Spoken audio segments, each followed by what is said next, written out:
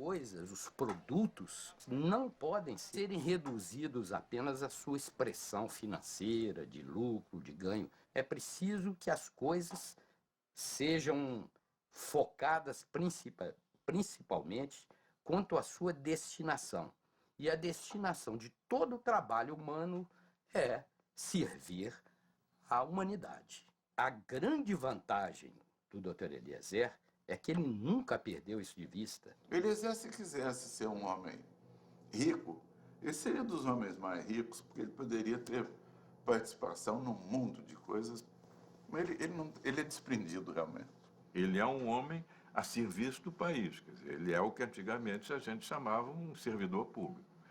Um servidor público, e o corte dele é público. Ele jura que ele é a favor do mercado, a favor do livre mercado e tal, mas é mais ou menos. O governo de Fernando Henrique veio privatizar umas empresas. Alguns de nós eram contra, né, a privatização, porque aquilo ali foi trabalho nosso, suor nosso. Eu, no começo, era muito resistente à ideia de privatizar a Vale.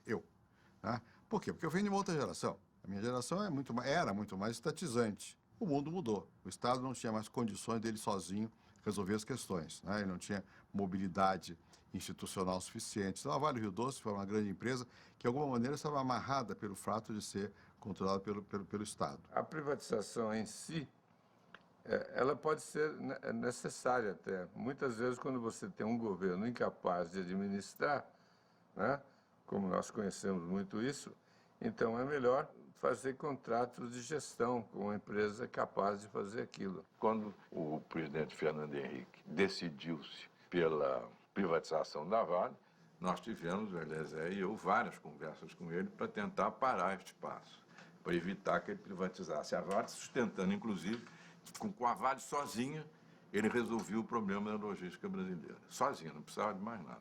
Insistimos muito nessa tese, sem nenhum proveito. O presidente nos disse, na essência, o seguinte: se eu não privatizo a Vale, ninguém acredita no meu programa de privatização. E por que precisa acreditar com uma fé divina no seu programa de privatização? Tudo isso passou por inumeráveis discussões entre nós. Rafael sempre mais restritivo do que eu, até, na questão de privatização. Mas eu acho que, nessa matéria, eu acho que deve haver um certo equilíbrio. Algumas coisas, Petrobras, por exemplo, eu nunca fui favorável a que fosse privatizada, mas tinha que competir.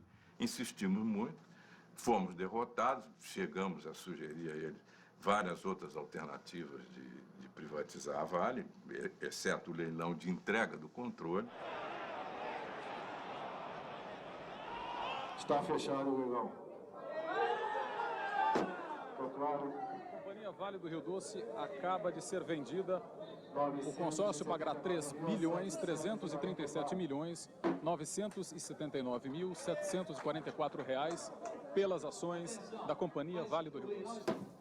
Então, eu tenho convicção de que dificilmente ela poderá escorregar para um caminho negativo, digamos, de começar a dar prejuízo e tudo.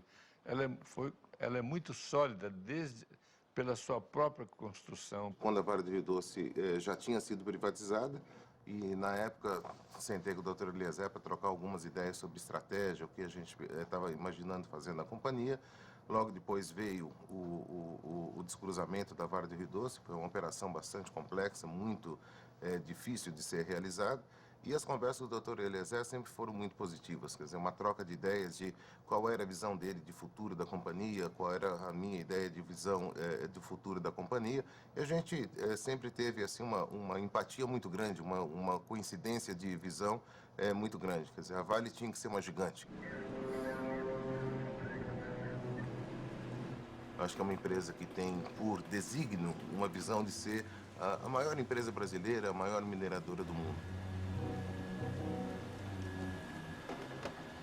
Infelizmente, a coisa está caminhando muito bem, a empresa está crescendo cada vez mais e crescendo no exterior também.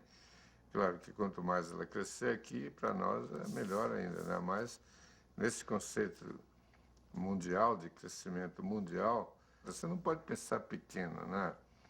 O presidente lá, o Roger, ele pensa grande, que é uma grande coisa. Uma empresa dessa não pode ser dirigida pensando pequeno. Pô.